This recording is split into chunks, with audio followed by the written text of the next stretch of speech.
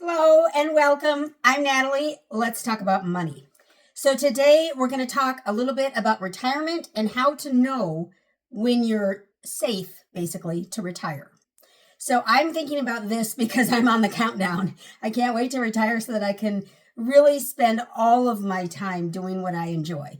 Right now, I do enjoy my job. It's great, it's fabulous, but I don't want to work for someone else forever. So, I'm ready for retirement.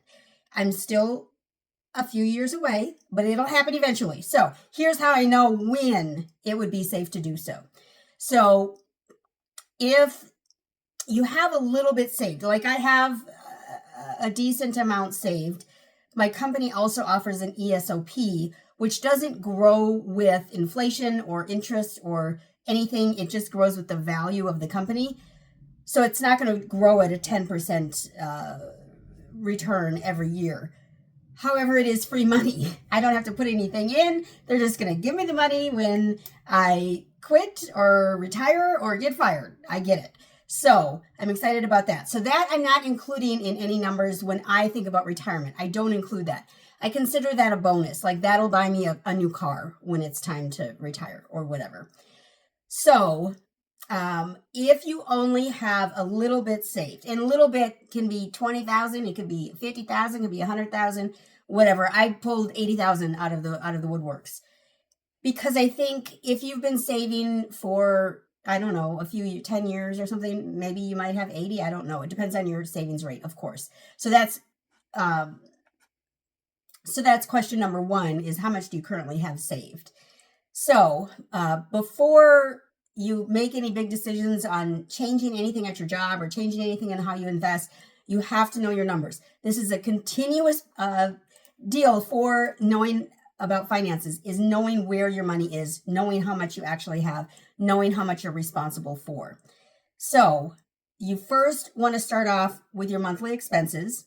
So you should be using the Every Dollar app and budgeting your income, budgeting your lifestyle. And if you track every dollar that you spend, you can use the budgeting tool such as Every Dollar. There are hundreds out there. I use Every Dollar, which is why I endorse it. I get no kickback from them at all. I'm not sponsored by them in any way. But that is the app that I use, and that is the one I think is the easiest for anyone to use, whether you're mathematically inclined or not. So Every Dollar.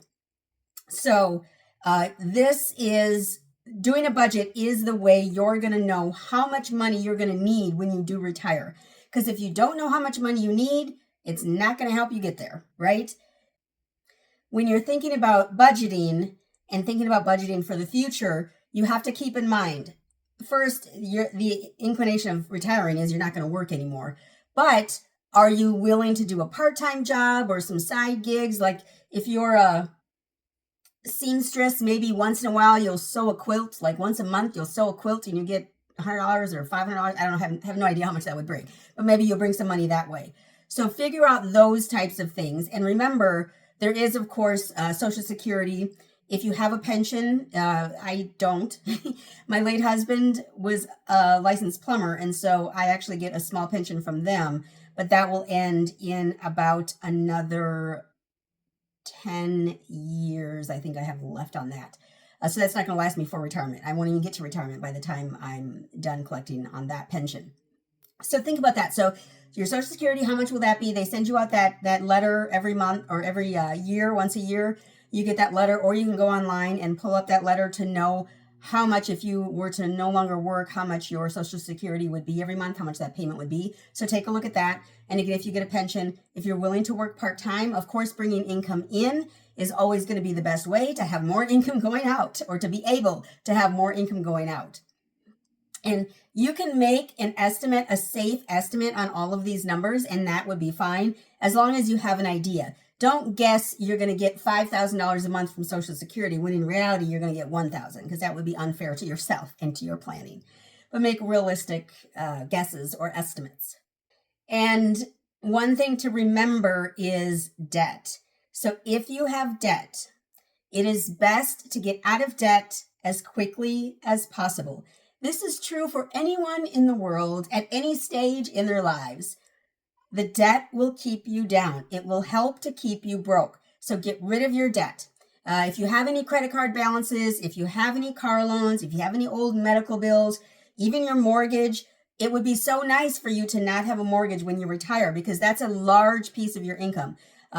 Dave Ramsey not recommends, but allows, I guess, that's not the right word, but is okay with you spending up to 25% of your income on a monthly basis on your mortgage or your rent.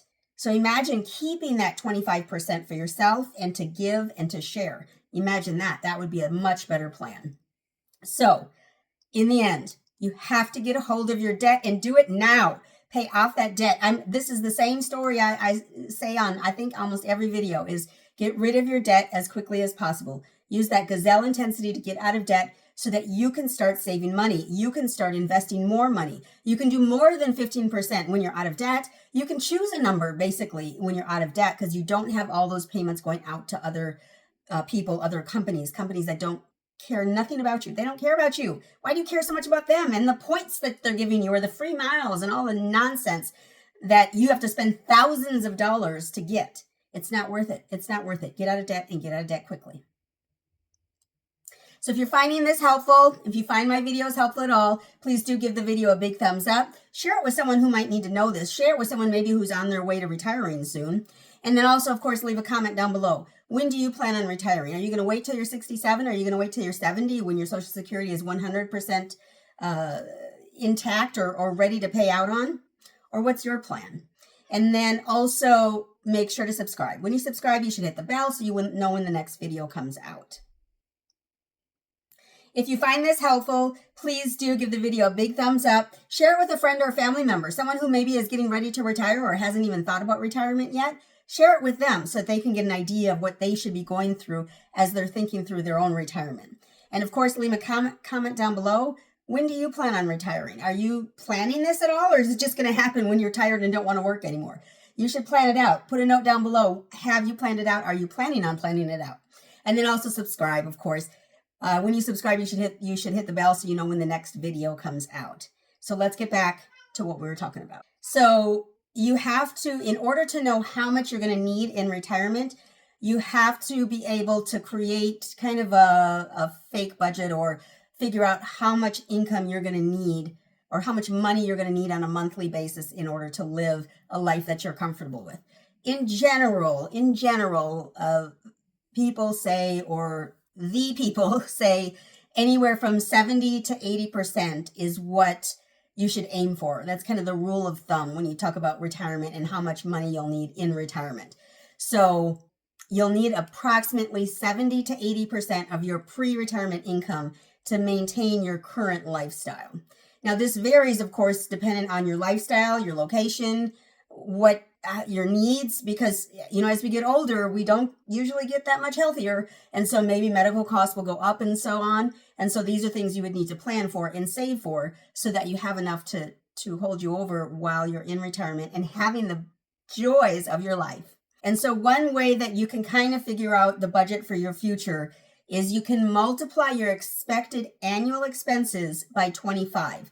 So if you spend $2,000 a month, that's your normal budget, and it's $2,000 a month, that would be $24,000 a year, okay? So let's bump it up to 25 though, so that I can do easy math. So if you were to need $25,000 per year, you would need approximately $625,000 in your retirement account when you go to retire. And that should last you approximately 25 years. Now, some of those years you'll spend more, some of those years you'll spend less, but $625,000 is what, on average, is what you would need if you normally would spend $25,000 per year. Now, what happens if you spend more? Maybe you spend $40,000 a year on average. If you spend $40,000 a year on average, you would want to have at least $1 million saved in your retirement account to keep your current lifestyle going and to keep everything comfortable and the way you want it. This is kind of where I came up with my number of 1 million. That's where I want to get to, is the 1 million. I know that as inflation goes on and the dollar becomes less and less valuable, all of these numbers change over time. So don't wait until you're 63 if you're retiring when you're 65. Don't do that. Start now, right now, today. Start today, so that you're ready when you are ready to go ahead and retire. Okay. So We know, let's go with the $25,000 a year. Let's pretend you spend $25,000 a year. And so now you know that you're going to need approximately $625,000 in your retirement account when you go to retire. So now let's say that you have so far, you've saved $80,000. Okay, that's it, $80,000. And you're going to retire in 15 years. You have to figure out, how are you going to boost your savings that much to get up to $80,000? Because that's a big gap between $80,000 and $625,000. That's a huge gap. And so how are you going to make that happen? How is that going to work for you? Is that $2,000 a month that you have to save? Is that $1,000 a month? Is that $300 a month? How is that going to work for you? These are things you should figure out now so that you're not surprised when you go to retire and don't have enough money to live and have to go back and be a greeter at Walmart. Hopefully not at Walmart, because as you know, if you watched any of my videos, I've banned Walmart from my life, so I will not go work at Walmart. Anyway, that's just me being crazy. So make sure you know your numbers and make sure that you have a plan for that gap, if there's a gap in what you have currently and what you're going to need when you retire. Now, if there's a significant gap between your savings and your retirement needs, there's other options you can do. Of course, the idea is to save more, but maybe you could work a few more years. Maybe you could delay your retirement a little bit. Working just a few more years can really significantly boost your savings and Social Security benefits. I mean, it's the truth. If you go, I believe even the Social Security website has a calculator. Of course, I'm going to guide you to Ramsey Solutions, but go calculate it so you have an idea. The worst part about retirement is being surprised. You don't want to be surprised, okay?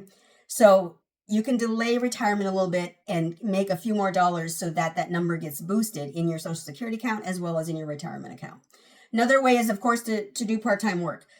There's lots of different jobs you can do. If you are a crafter or if you are a baker or something like that, and that may be easier because that's something maybe you enjoy. Or you could go pick up a part-time job at stores or libraries or wherever else as well.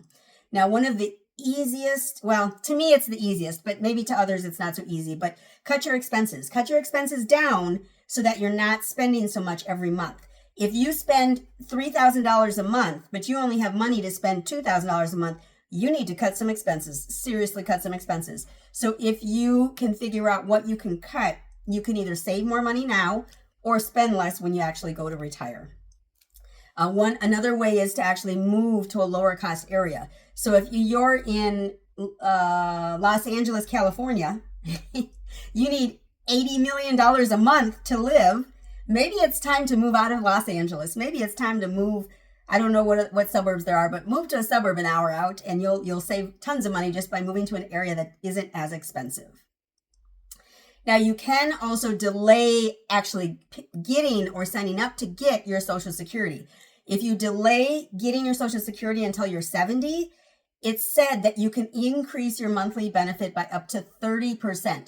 So imagine you're basically giving yourself a 30% raise if you're able to wait until you're 70 to collect on your Social Security benefits. Now, everyone's, was it a month ago yet? I don't know. At least a few weeks ago, everyone was talking about how Social Security is on the brink of ending. There's not going to be enough money. It's going to go bankrupt, all the things.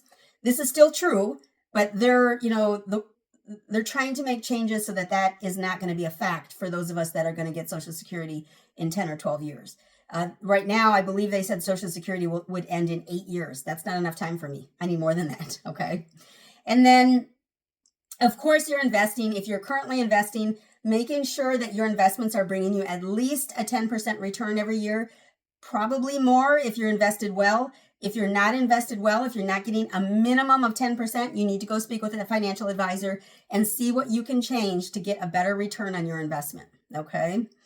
And then if you are able to create a retirement budget so that you have an idea of how much it's actually going to cost you to live, you'll want to include just, your regular life expenses like your housing, your utilities, your healthcare, your regular kind of discretionary spending. Like for me, it would be going to Dollar Tree. I haven't been to Dollar Tree in a long time. I used to go every weekend for my crafting tools that I needed to make a video. I haven't done that in a while. But anyway, your discretionary expenses like travel, or if you have hobbies, if you're I don't know what hobby. I don't know if you're a baker and you need to buy baking materials, make sure you have money for that. And then also include your emergency savings, because you do have to make sure you have an emergency fund, especially when you retire. Okay, so have that emergency fund saved. So if you have $80,000 or $25,000 or $150,000 saved, just be strategic. Okay, make a plan. If you make a plan, at least you have a guide of where you want to go, where you need to go, and how you need to get there. It's all on you. This is your life. This is your retirement. This is your life when you retire, that you can go play on the beach. You can come and dance on the beach with me. I promise. I will leave the beach open for everyone. We can all go out there and dance together on the beach in our old lady swimsuits. Okay. So I again thank you so much for stopping by today. Remember to invest in yourself today so you can make a difference for others tomorrow. And also remember to give the video a big thumbs up. Leave a comment down below. Be sure to subscribe. When you subscribe, you should hit the bell so you know when the next video comes out. I thank you so much for stopping by today. Y'all have a great one.